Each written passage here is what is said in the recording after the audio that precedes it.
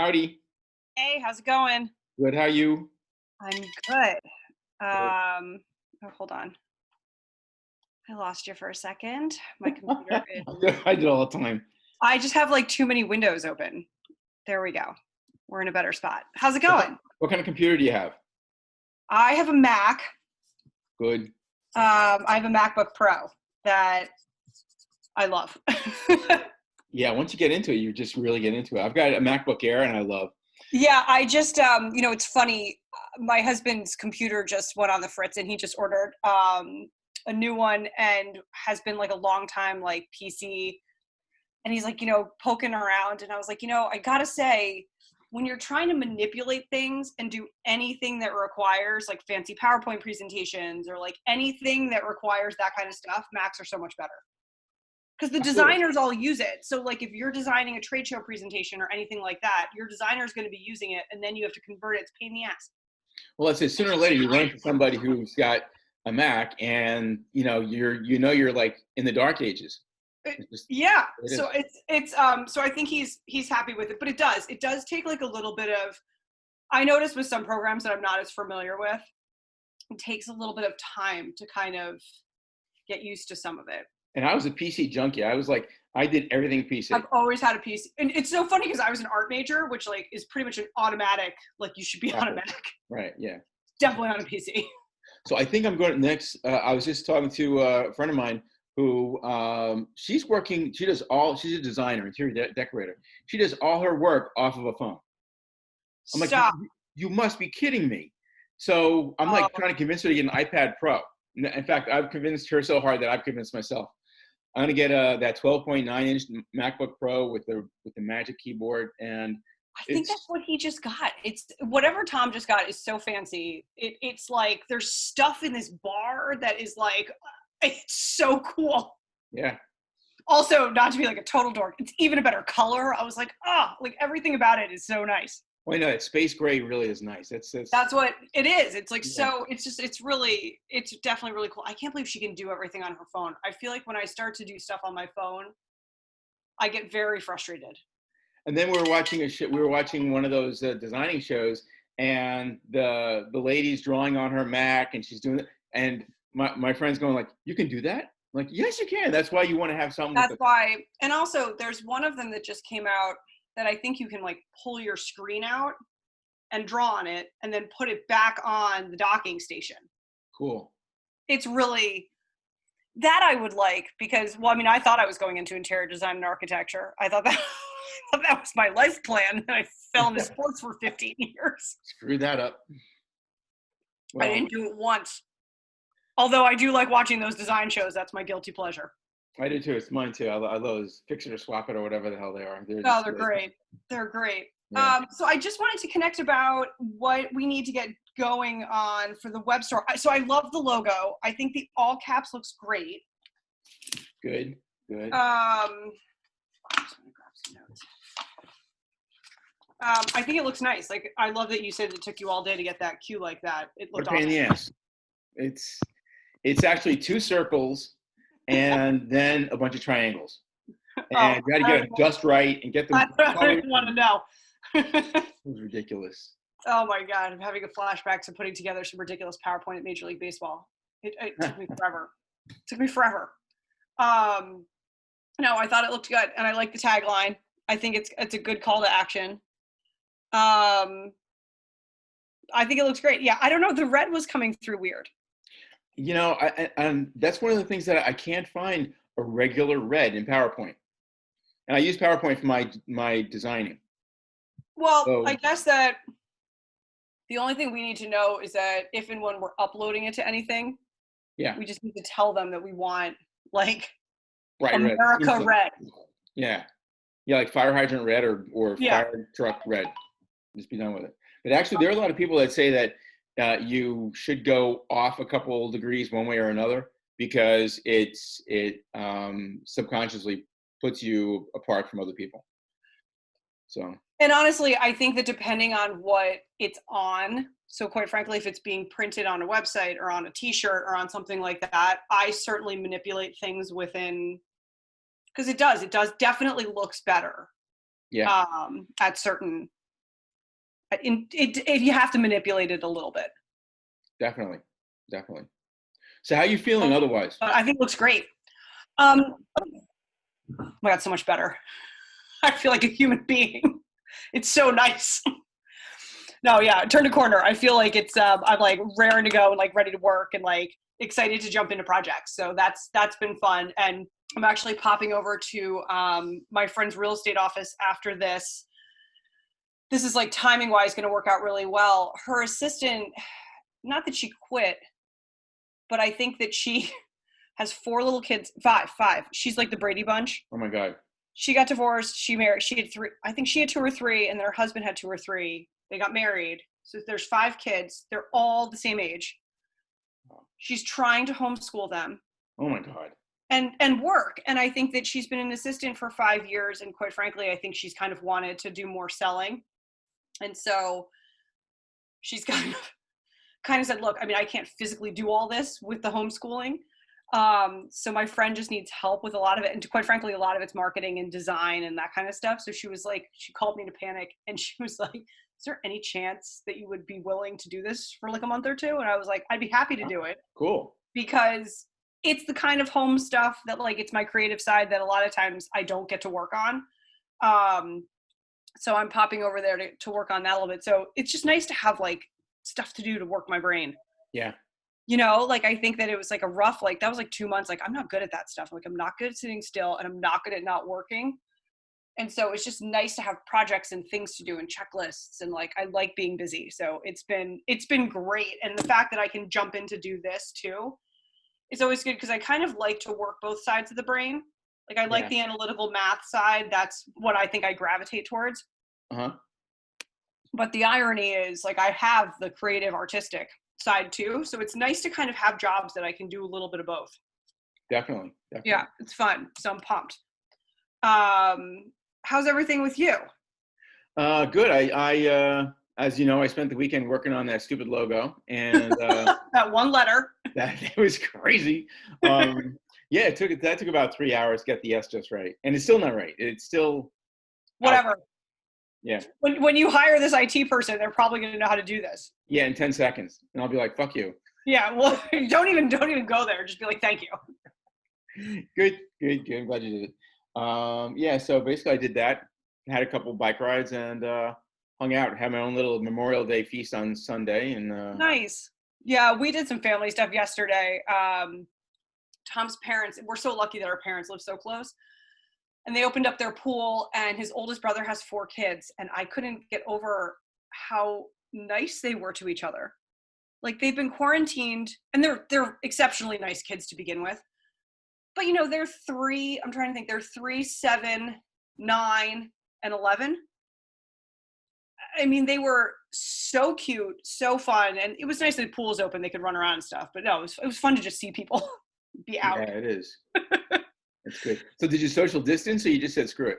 You know, we how I would describe it is we didn't do the typical hugs and kisses. But I would say that we weren't always 6 feet apart. Yeah. So I think it's really hard with kids. I think it's and also these kids are like particularly like really huggy, like they're so cute. And also I think Tom was totally the favorite, like Uncle Tommy is like the favorite brother. So when I married him, like I was automatically like Aunt Kelly is pretty cool.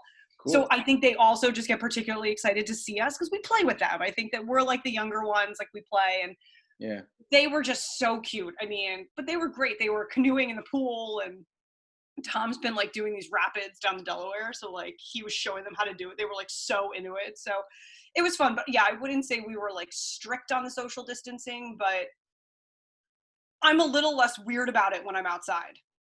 Yeah. You know, like when I'm outside and again, nobody's coughing, nobody's sneezing, nobody's like, I think if somebody coughed, it would be different. And it was, you know, and again, I think everybody's being pretty responsible. So we're trying to not be totally nuts about it. But like I sat in we have a courtyard and there was a bunch of people doing a happy hour yesterday. And like, again, those people I'm sitting 10 feet away from. Yeah. Family, I'm a little bit like, it's so hard. But like those people, my neighbors, I'm like, you can stay 10 feet away. Yeah, I was talking to my neighbor yesterday, and he's the across the street neighbor, and he was across the street. I was like, we Yeah. were talking. Oh my God, so We had a whole funny. conversation. We're 20 feet apart. It was so funny. Yeah, but I mean, you kind of got to do it. So I don't know. For some people, it's not so bad. Sorry, can't hang out. Yeah, I know. Sorry, yeah, I gotta go. Oh man, but no, it's good, and I'm excited to kind of jump into this. Are we planning on getting the team together this week, or going to try to? We're gonna try to get it together on Thursday, Okay, and one of them said they could, the other one said he can't. So I'm trying to work that all out. But I think we should really have to start making team meetings, especially as we get closer to money. We really yeah. have to get the wheels going. All right, well that's awesome. I think I'm wide open, so just let me know what we end up doing there. If there's anything you want me to prepare, I'm happy to do it. How's the money situation going? Any updates over the weekend? Obviously, it's a holiday. From the big guy, he said that his money is getting close. He is expecting to either get the money this week or get all the wheels rolling to have it next week. Oh, that's exciting. So we'll see. As soon as that hits, some of it's supposed to come our way. So we'll be good. Yeah, that'd be really, really exciting. I said we need $250,000 from this guy. I said, Okay, give us $250,000. The rest can come later, but the $250,000 gets us going. I can totally. pay the developers. I can get the team rolling and take it from there. Yeah, that'd be awesome. All right, so anticipating trying to put a time frame together of when the money hits. When do we want to flip the switch on the store? Yesterday. There's no reason why we can't. Okay. Really, there's no reason why we can't just start cranking on it. And the store's already open. What I'm doing today, and that's my job today, is to connect back to eBay. Okay. And there's another service that connects with all 6 of them. Oh, And okay. so, and like they're drawing from the same inventory. Got it. So I'm drawing from a racket company's inventory, from other racket companies' inventory, from an actual stringing company that they're up in Huntington. They have all the brands, and I can just buy out of their Great. inventory. Okay. And they'll also custom string and do all that kind of crap. So It's that's a exciting. great thing. Also, I can buy from Fromouth, which is all tennis and Plaidel and everybody else. And I also have relationships with Harrow and Head and a couple other companies. And there are some that have affiliate programs, like Olympia Sports has an affiliate program. I would be very surprised if they survive. I can't believe they're still around. And I'm thinking it'd probably be a really good thing to start talking to the people in the top of that company. You know what? Let me look into that because I used to do Olympia. I used to do a ton of business with them when I worked at MLB. Oh yeah. I can't imagine the same people are still there, but it's, for the most part, it's usually cycling between X, Y, Z. But I mean, when Modell's went down, although that was deserved, guy's a moron. Yes, totally. He was such a pain in the ass. Part Who are you of my dealing with? job, and obviously I was like low man on the totem pole at this point in my career, but I did retail marketing. Like that was part of my job, was to manage a lot of these accounts. And actually, ironically, Olympia, because it was a smaller company, was what I actually primarily managed Olympia. But part of my job was Mitch would undercut the prices of like Nike. Like Nike and Under Armour have deals where like you can't drop their t-shirts or stuff. Like it's contingent on like you won't get the merch if you go below a certain price. Yeah, MVP. And like Or MAP, rather. he'd publish it in a circular that obviously the guys at Nike were checking. But then he would be like sneaky and he'd even go like lower in the store. So like every morning on my walk to work, I had to pass through the Vanderbilt Models next to Grand Central, take pictures on my BlackBerry, and literally send them to him and be like, can't do this. This is in violation. This is in violation. Like, can't do this. And I was like, and I always felt so bad because the irony was my boss at Major League Baseball had cut his teeth at Modell's. Like, he was like a big deal at Modell's. And he was like, you have to do it. I can't speak to that man anymore. And I was like, I don't blame you. And I'm like a minion at this point. So I was like, I'm happy to be the bearer of bad news, but oh God, it was a pain in the ass. But you know what? Olympia was always, I got to say, it's small. It was always a very well-run They are. company. but I can certainly reach out to see who's still there that I know, and or friends of friends or whoever that's still in the business, and talk to those guys, because I think if they could get another touch point, that might be pretty appealing. Yeah, I already have an affiliate relationship with them, so we can basically buy anything out of their mail order or e-commerce inventory, but we're only getting 10% of whatever it is. So Okay, and on that note, are we looking to specialize? Like, are we starting to specialize in certain sports right off the bat? Or are we casting a really wide net? Like, are we trying to hone in on certain things? what I'd like to do is, as we grow it seasonally. So do a seasonal model. Yeah. So we Okay. figure golf, tennis, the spring and summer sports. And then we'll go into the fall sports in August. Perfect. All right. So seasonal assortment.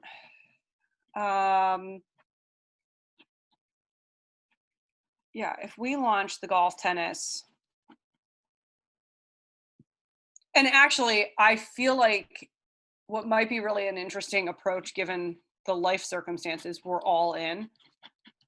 I know at least my friends feel like they got gypped out of the end of paddle season. Like, Yeah, exactly.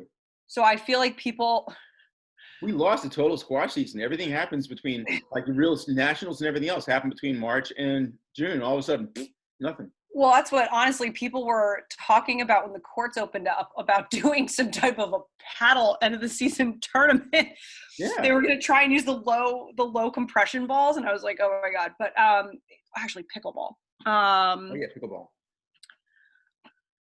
That might be an interesting, like, hey guys, we know you got gypped out of paddle season. Like, here's, that paddle might have a little bit of an appetite actually, which would be interesting. All right, so I'll break out the seasonal sports that we want to kind of feature and highlight, and maybe even calendarize like when we would be featuring certain things.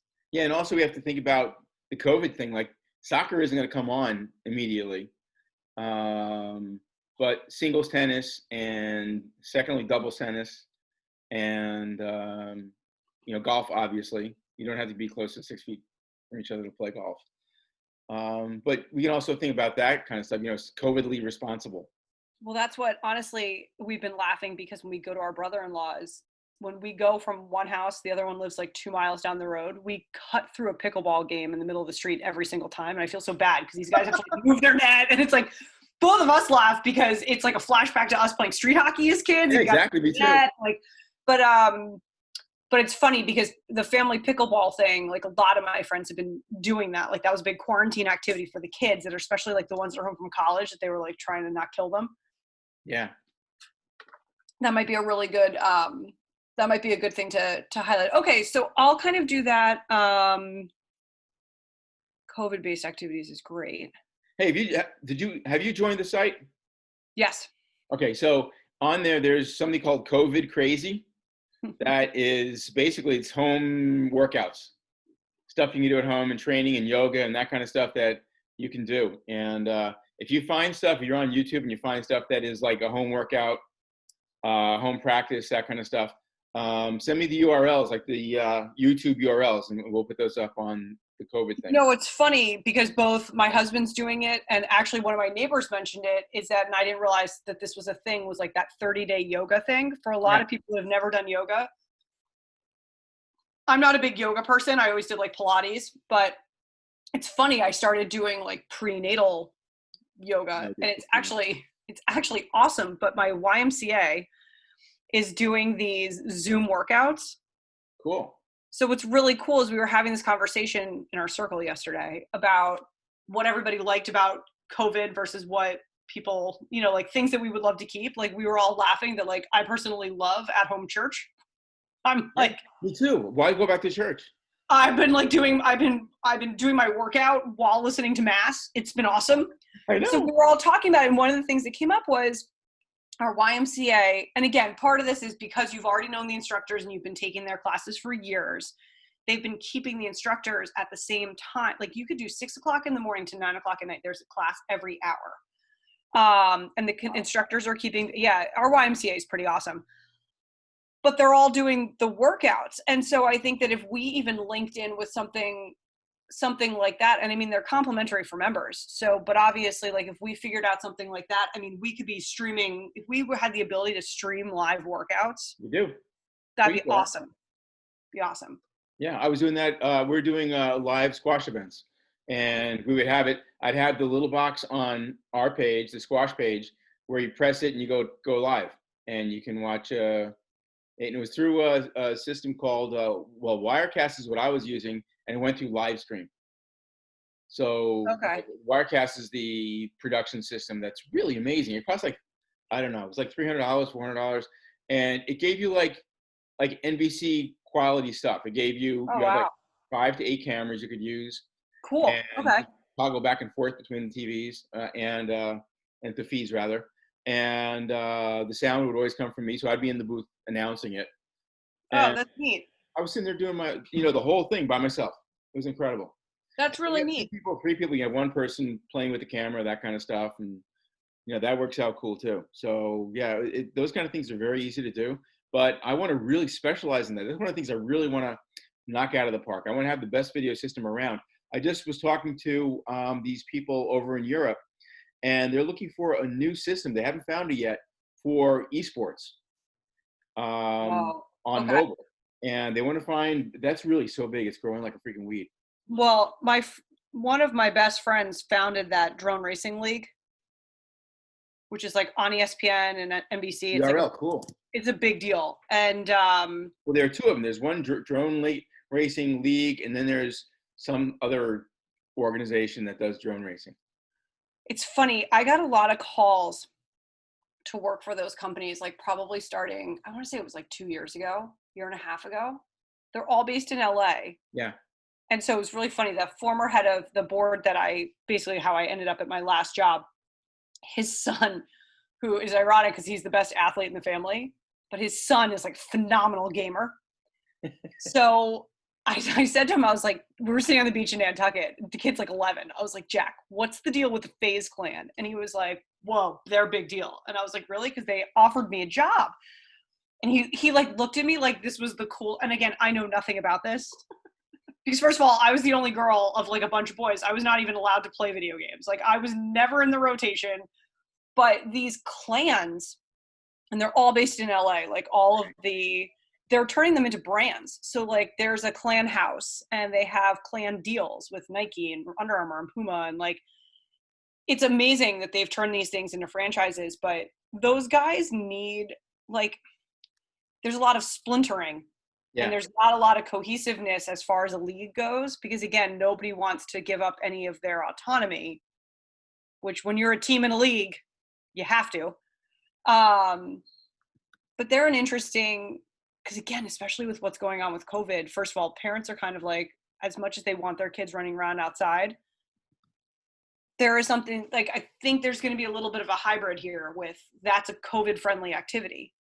Yeah. And again, I'm certainly not promoting video games, but I do think that it's an interesting business model when all of the leagues shut down that those guys could still be operating. That's right. That's kind of from a business perspective. Like I personally don't want my kids playing a million video games, but like it's something you need to kind of factor in with the whole. Yeah, these days you gotta say what's going on. It's not a bad thing. Not. But yeah, that's an interesting one because again, I think those kids Google constantly like new tips, new training techniques, new blah blah blah, like new ways to practice video games. So we also have to get a couple of these people to be our ambassadors. I can look into that. That's I don't know how if we should go to the brands themselves and talk to Fortnite and talk to LOL and all the rest of them and ask them who we should hire as the ambassadors. Or go right to the ambassadors. Just go and that kid Austin, who's on he's on YouTube and he's got like millions of followers. And if we can just go one of these guys, once we get, I think we have to talk to them now before we launch, so we can actually have them as part of the development team to make sure that we're doing it right and get them to sign off on how cool we are. I just had a whole nother train of thought. Just this was thinking about, so my nieces are like, one of them's particularly really into gymnastics. And like all they're doing right now is Googling training videos. Yeah, exactly. So her gym has been doing a really good job of, and this is a cool thing for us to think about. they've been sending out a training checklist every day. And if you complete the checklist, you can submit it. And it's like perfect because she's so dialed into this that like her parents, this is like hours of entertainment. But if she does everything on the checklist all 7 days, she can submit it in, and she won like a half an hour private Zoom lesson. Wow, cool. With one of the trainers. Uh-huh. And then my other nieces who are not as into sports are constantly Googling these different, like, they're all into like the TikTok and like all of that kind of stuff. But I think that if we can find, like, they watch people doing things. It's so weird that these kids all watch. So I can't get over this. Like, they watch kids unwrap presents, like, as opposed to unwrapping a present themselves. Like, this is like this whole thing. It's so weird. But it'd be interesting to capture. Presents, or do you mean like when they're unboxing stuff? Like, there's a whole thing about electronics when you unbox your new Twitch or your new. So I can't, like, it's such a weird thing for me to grasp. But like, these kids Google these things and watch these YouTubes like on end, like that Jojo Siwa or whatever that girl's name is. You know, like, they're doing like hair tutorials and stuff like that. Like, if we can find a sports angle to that, that we can have these kids, they all have access to iPads and tablets and stuff like that, and they're all Googling these videos. I mean, it's the impressions is insane. It's insane. It's by far the fastest growing, I think, segment of the internet. It definitely is. It's gotten a little bit crazy now because we have nothing else to do. So, I mean, it's an interesting time to kind of take a look at the model. So, because again, I feel like we are probably going to have a somewhat normal summer, normal within parameters. There's a huge chance we're going to be back in this situation again come October, November. So I think if we're a little bit ahead of the curve with that kind of stuff and have like ambassadors, like you said, signed on, we could kill it. Yeah, we could. And everybody's talking about that. I was talking to this new guy that I'm talking to. He's over in Germany. Oh yeah, you mentioned him. He's very interesting, and but he's been like, the top of sports, and he's saying the same thing. He says we can find an angle in these sports or to go along with the COVID thing. It really gives us a big edge. Because again, I mean, I think that like we'll see if hockey and basketball. Like, I'm thinking fall time frame, and I'm thinking like hockey and basketball are going to try and come back right now. But like, if they don't actually happen in the fall, like if their season gets shut down again, people are going to be desperate for things to watch. I mean, I was like so excited to watch the golf the other day because it was live. I was like, This is amazing. Like, I'll watch Joe Schmo play golf at this point because I just want something to watch. I watch them play backgammon. I don't care what they're doing as long as it's competitive and fun.